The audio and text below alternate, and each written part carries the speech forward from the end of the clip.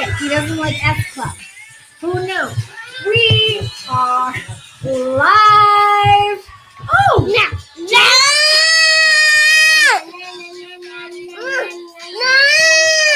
guys, he just loves being on camera.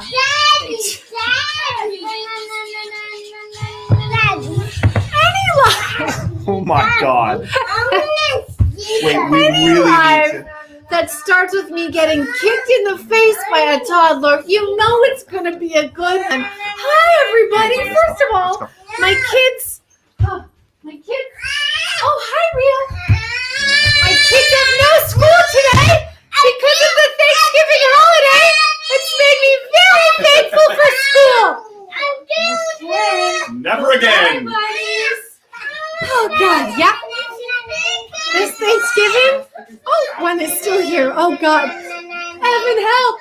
This Thanksgiving, I am incredibly thankful and grateful for all of the preschool teachers out there, for all of the child care workers, for everybody who makes it possible for me to do this show without children. Today, it was not one of those days. Can't wait to get them back there next week. How are you? Tell me in the comments. I know there are like lockdowns happening in Toronto and Vancouver. How are you doing? I hope everybody is well. I'm so happy to see you. We have quite a show for you tonight. I will tell you.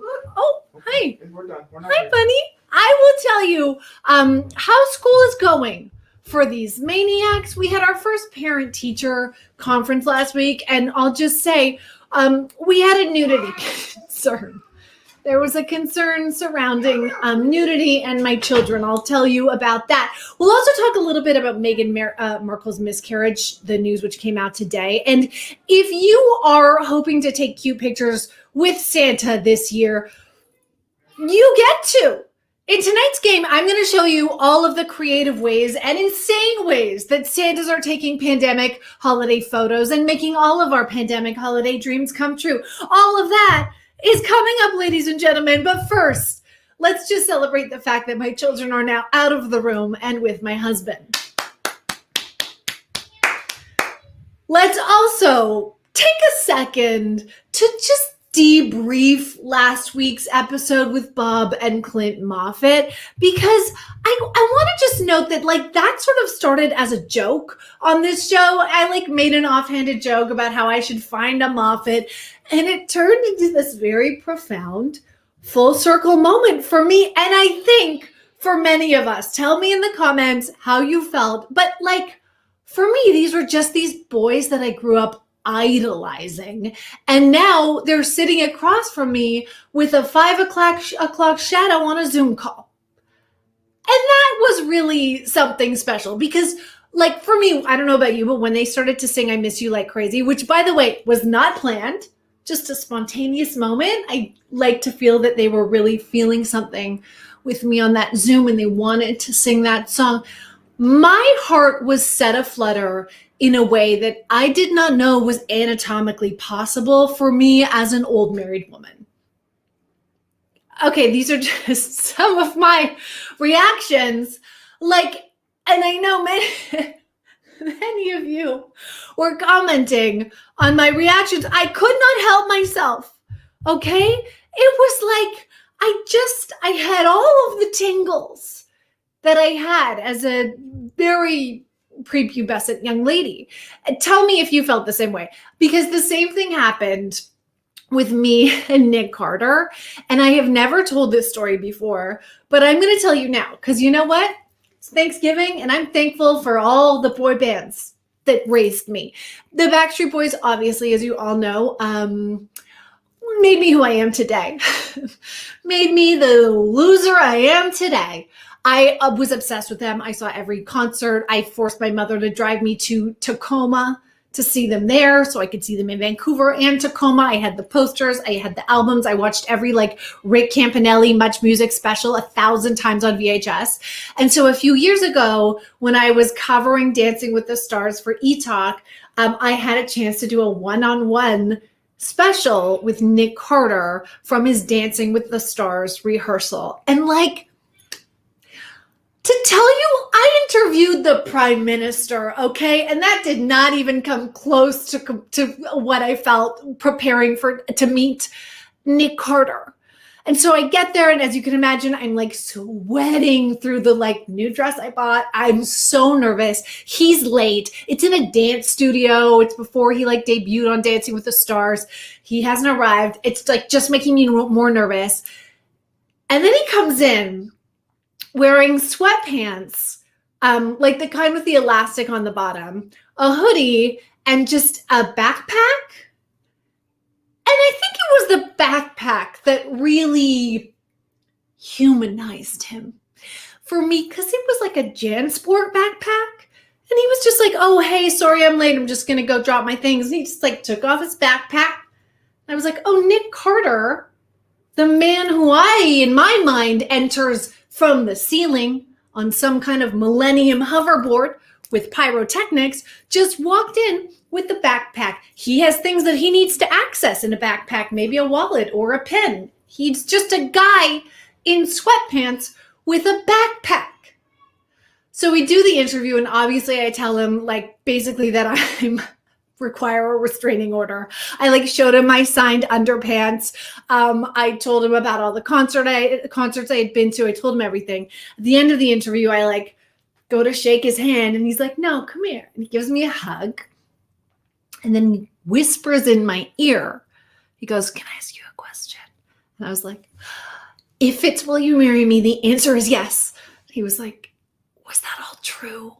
The fan stuff, was that all real? Or were you just making that up for the interview? And I was like, oh, Nick, it was real. It was very real. And he looked at me and he goes, it's cool that we had fans like you. And I was like, I don't know what that means, but I'm going to assume for the rest of my life that it means fans like you means a incredibly mind-blowingly attractive and charismatic woman who you could have married in another life. And from that moment on, I felt a great relief in my life, a great equalizing moment. I felt like Nick Carter's just a guy. I'm just a lady, and we could have got married in another life. Okay? Is that a psychotic story? Please don't be ashamed to tell me in the comments. It was a moment where I realized that he was a human being and that maybe we could have had children together. I think I was married at the time, but that's a detail that we don't have to go into. I should also mention the person that I'm married to, who you just saw wrangling my children. Evan is now, he's done with Love Island, but he's running a new show. And this show he's running all from home. So we have to share this office. So we kind of like rotate in and out. And last Wednesday, I'm basking so hard in the afterglow of my romp with the Moffats, as I hope you all were. I forgot to take down the pink paper with the Moffats photos in the backdrop. If you remember, I decorated this entire office with shirtless Moffats photos. So the next morning, Evan, it's always a rush in the morning. Evan helps me put the boys in the car. We're always late for preschool. I get the boys in the car. He's late to jump on his 40-person Zoom call. He's like, he has all these people who are reporting to him. So he runs upstairs into the office, hops on his Zoom call with pictures of shirtless boys behind him. And there is no way to explain that to your staff. Like, sorry about the literal tiger bop centerfolds behind me. They were for my wife's work. Like, that doesn't check out. You can't explain it. And he didn't think it was funny. He was so pissed. He's like, why didn't you clean it up? But I'm sorry. To this day, like Evan doing a very important Zoom meeting with shirtless 14-year-old Moffats behind him is one of the greatest things that's happened in this house in all of 2020. I'm just putting that out there. So that's the greatness that's been happening in this house. How did you feel? Like, was everybody on the same page as me? Am I alone? Are we all still reliving our prime, which was like 95 to 99? Oh, yes. Bronwyn said I was in heaven. I was in heaven. Thank you for noticing. In more serious news, we posted this on the page on Instagram and on Facebook. Meghan Markle wrote an op-ed that came out today for the New York Times about having suffered a miscarriage in July. So we linked to the column on Instagram and on Facebook because I was really blown away. I thought it was such a great column. If you read it, tell me what you think in the comments. She talks about her experience of the miscarriage, but she also sort of links it to what everybody is going through during this pandemic and with the Black Lives Matter movement. And I just think it was really important. I think it's important when anybody speaks up about an infant loss or a miscarriage. And to all the moms who have been sharing your experience on Facebook and on our Instagram page, like that's important. Or here in the comments, please add your own experiences because it matters. You know, your words are read and seen, and you are helping to break the stigma and helping another woman process this insurmountable grief. So the other thing too is like, if you don't feel comfortable sharing, that's okay. It's such a personal experience, and one that I just felt certainly the Duchess of Sussex does not have to share. And the fact that she did, I think, is really groundbreaking and really important. And I will say, before one of you reminds me in the comments, I know I have said like snarky things about Meghan Markle online on this show, but she's someone who continues to impress me as a person and as a mom, and someone who is clearly really trying to make an impact from the position that she is in. Yes, Ducky says 1,000% this needs to be talked about so much more. It really does. And so to all of you who have been sharing, and to Meghan Markle who is watching this live, I know, really, we're so sorry for your loss. But we are so thankful for your bravery in speaking out about it, because I think it's just impactful and it's important. And, you know, she didn't have to. But here we are. Megan says, so great to share her story. I think a lot of people can relate to her situation. Yes, 1 in 4 women, heartbreaking for sure. It's true. And as someone who's so private and who left the royal family to have privacy, like she didn't have to share it. And I feel really grateful for all women and moms that she did. I've actually seen comments on miscarriage posts where people shame them for airing their dirty laundry. Oh, Jennifer, why are there people like that in the world? I remember that happened on the Chrissy Teigen post, and I think that was a lot of people just, you know, there's a lot of people who take out their fears and anxieties on women in general. There are a lot of misogynists in the world, but you know, let's continue as women, as moms, to support each other, whether you want to share your story, whether you don't. It's important that we support when people do. And it's important to break the stigma, because there's still so much shame and stigma around infant loss and miscarriage. Yeah, so brave, so brave, Leslie. Okay, Meghan Markle, we applaud you. We thank you. Fuck anyone who feels otherwise, honestly. It's not cool. All right, I haven't done a life update in a while. So ladies and gentlemen, it's time for a life update. Okay, this is a personal one, so I hope you're ready. So as you know, our kids go to a little preschool. There's 6 other kids, and last week we had our first ever parent-teacher conference. First of my life as a mom, thank you.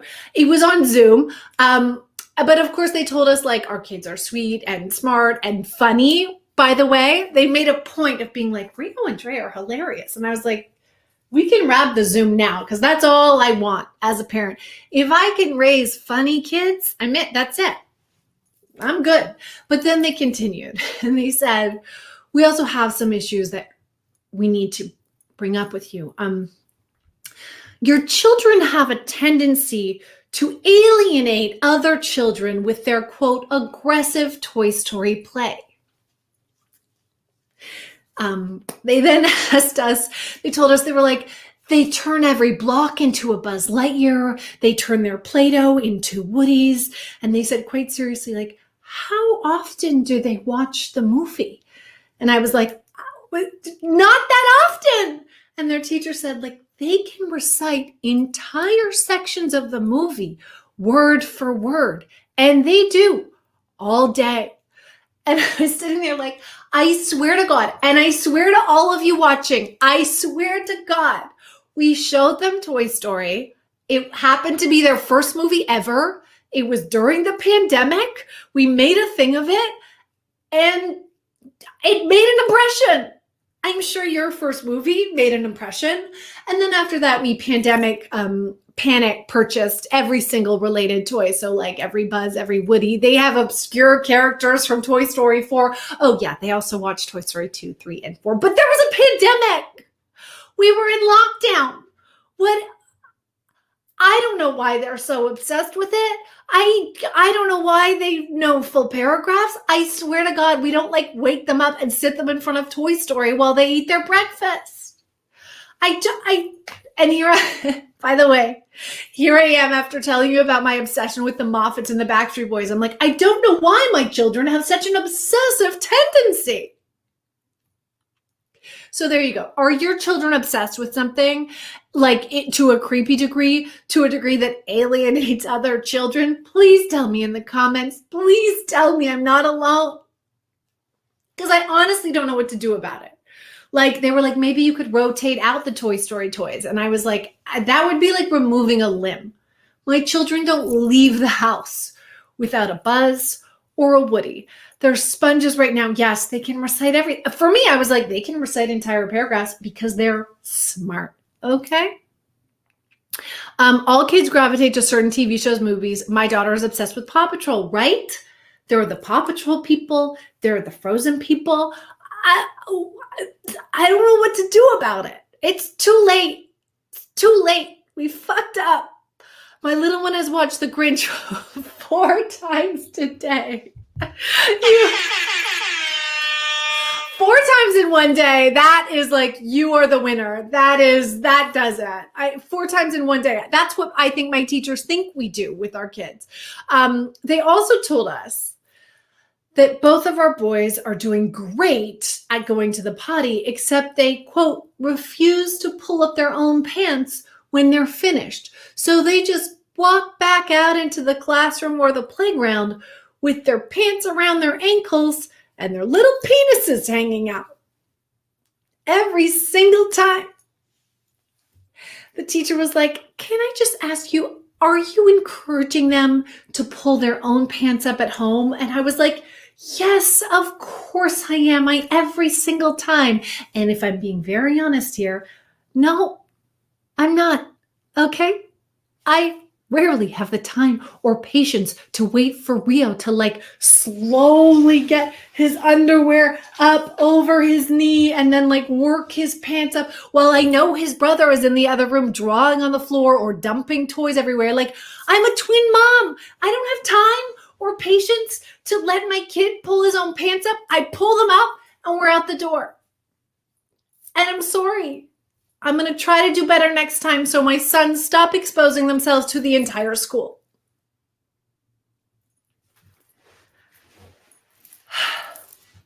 Thank you so much for letting me get that off my chest. It's clearly been bothering me since the Zoom. Which, by the way, I wore a collared shirt to the Zoom because I wanted to look like a good mom. They did also have a little Thanksgiving potluck at our kids' school, because it is American Thanksgiving tomorrow. So they asked every family to bring in your traditional family Thanksgiving dish. And I was like, my kids are like 3. We don't have any traditional family anything. We have like a traditional family dump shit on the floor. That's like all we have in terms of family traditions. And Evan was like, just like go to the store and get something. And I said, no, I am not going to be a store-bought mom. My mom was a store-bought mom. I'm not going to be a store-bought mom. I'm going to make Martha Stewart shake with my homemaking skills. So I made little stuffing cupcakes for all the kids, individually packed, COVID-safe, stuffing cupcakes. I made them with Rio, and as my sous chef, I think it's safe to say he was very enthusiastic. What are the rules for yours? You don't want any? No cranberries, no green stuff. So no celery, no cranberries. Okay. Well, this one has everything. You want to keep scooping? No. I am trying with every fiber of my being, and Rio's like, no, bitch. It's not the right texture for me. Have to say. Oh, aren't they cute? Guys, it's just stuffing from a box with green stuff and cranberries put in little things. And I have to be honest, I haven't even tasted them since I sent my children to school with them. So I'm going to try one right here on this show. Oh, celery's a little crunchy. Celery's a little undercooked. But otherwise, delicious. If you want to compliment me in the comments, please do. Because this might be it for me. When they finished school, I was like, did everybody like the stuffing cupcakes? And they were like, no. And I was like, did you eat them? They're like, we ate the macaroni. I was like, okay. So the mom who brought macaroni clearly won the day.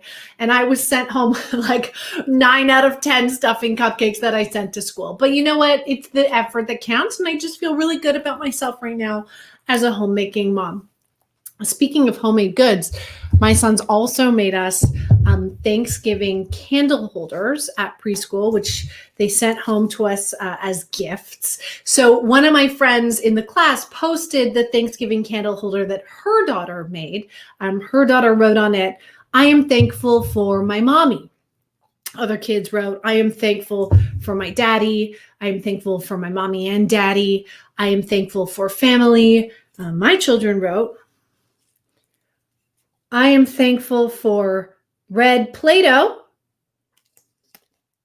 and I am thankful for fire trucks. So, perfect. That really made me feel great. You know that they really are feeling #blessed this Thanksgiving season. All right, ladies and gentlemen, American Thanksgiving is like, I think it's the official kickoff to the holiday season, because on December 1st, we're all allowed to play Mariah Carey's Christmas album and whatever other Christmas songs are out there, but mostly Mariah Carey's Christmas album. And so we're really like kicking things off with American Thanksgiving. It is this time in late November, where as parents, we all put our children in adorable outfits, drag them to the mall, and force them to take pictures with a strange old bearded man. It is the most traumatizing time of the year. But this year, because of the global pandemic that is currently surging across the planet, I assumed photos with Santa would not be happening. I assumed wrong, friends. Malls worldwide have figured out how to take COVID-safe pictures with Santa, and I have collected a few examples. It is time to play a game I'm calling Holiday Magic or Holiday Tragic. Okay, here's how it works. I will show you a picture of an actual mall Santa setup. Here's an example, just this really festive 3D rendering of the experience you could have. So I'll show you a picture. You tell me in the comments if you think it's holiday magic, as in you would take your kid there, or holiday tragic, as in like maybe not this year, everyone. All right, here we go. Our first picture is from somewhere in the Netherlands. It's Bubble Boy, the holiday sequel. This is just Santa in a bubble. I don't know if it's supposed to be a snow globe. I don't know if it's supposed to look better than that. Like, really just looks like Santa is in a bubble. Is it holiday magic or holiday tragic? Magic. Oh, Michaela likes it. Oh, Bronwyn said tragic with an emoji. Oh, we're really mixed here. Tragic, tragic. Some feel that it's magic. Okay, well, here's another version of the bubble that is perhaps a little more well done. This is a clip from the news we found. Take a look.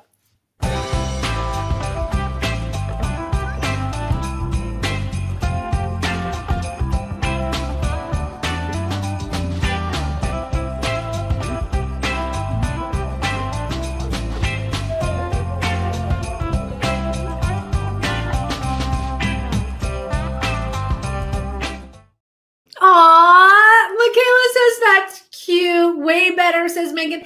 I think that that's magic. It looks good. There's snow. It reads snow globe. It looks intentional. I don't know why Santa kept talking in the snow globe. I don't know if we can hear you, Santa. You're in a literal plastic globe, but I think it's magic. That one I'm going magic. Ding, ding, ding. Oh, Bronwyn's like better, but not great. All right, Bronwyn, maybe I can impress you with this next one. Is this holiday magic or holiday tragic? This is a very COVID Christmas in Calgary. This is actually in Calgary. You know, Santa is just driving his traditional holiday pickup truck, and you and your family have the option to pose in the back or in the front.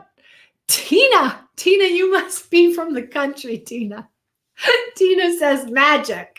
I mean, I was born in Calgary. No offense to Calgary, but this is the most Calgary shit I've ever seen. We like the red truck. Oh, Monique says look like just Santa doesn't look natural in that truck. Santa it's just too masculine for Santa. I need to see Santa with his elves and his reindeer. Your boys would like that red and a vehicle. That's true. You know, my boy, you know what? It would work for children who like trucks. All right, I'm going magic. The spirit of Calgarians has seeped into me. Next, holiday magic or holiday tragic? A Santa that every kid can enjoy because he's made out of cardboard. This to me is like, I hope these people didn't pay money for this because it's just a trip to Kinko's. Okay? This is just an oversized printout of Santa. I could provide that for my children. Come on. This is holiday tragic. Yikes. Like, guys, we can Photoshop better than this. Okay, good. You all agree with me that this one is tragic. Up next.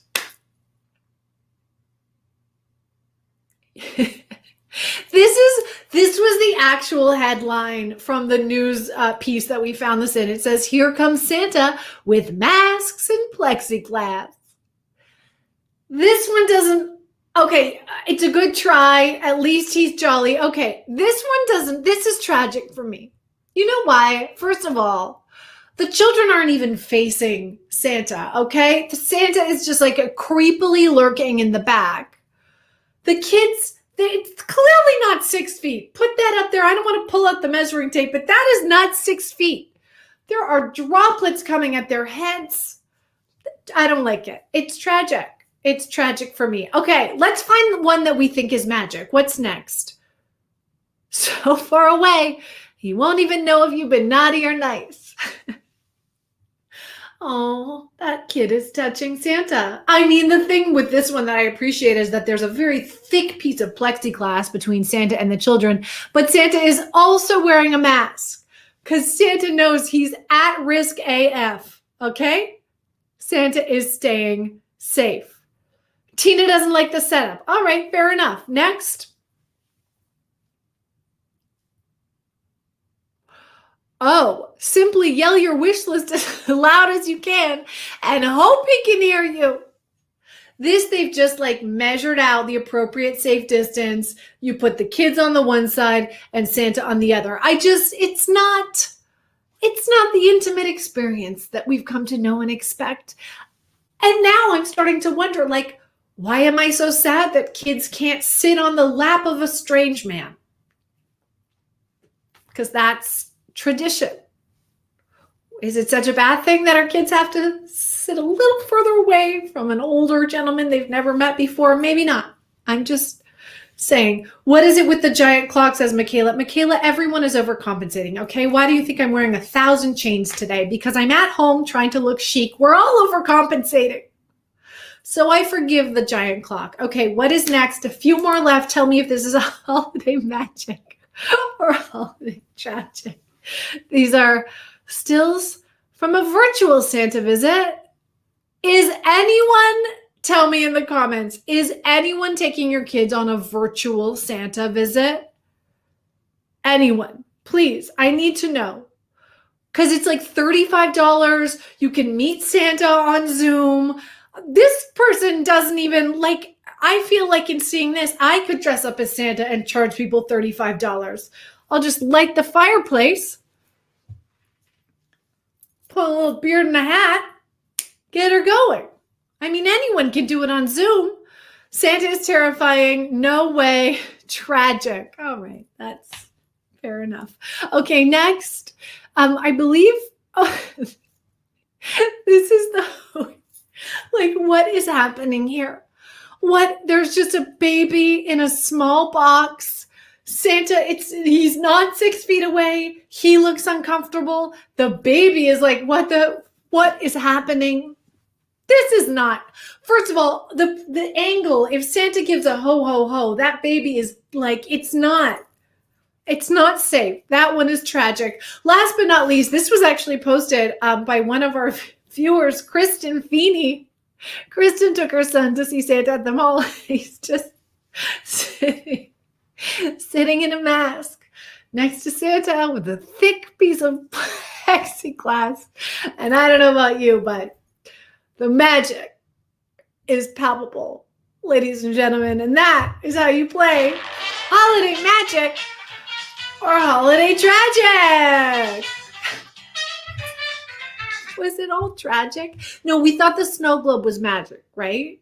There's a little magic. We're trying. We're really trying. And by the way, photos aside, in case your kids were wondering how it's okay for Santa to slide down your chimney after being in every kid's house across the globe, drinking milk and eating cookies and touching fireplaces during a global pandemic, when it's not okay for grandma to visit, Dr. Fauci released an official statement saying Santa is immune to COVID-19. And I have to say, it is a good thing, because Santa is definitely in the high risk category. Okay, Santa is old. Santa is obese.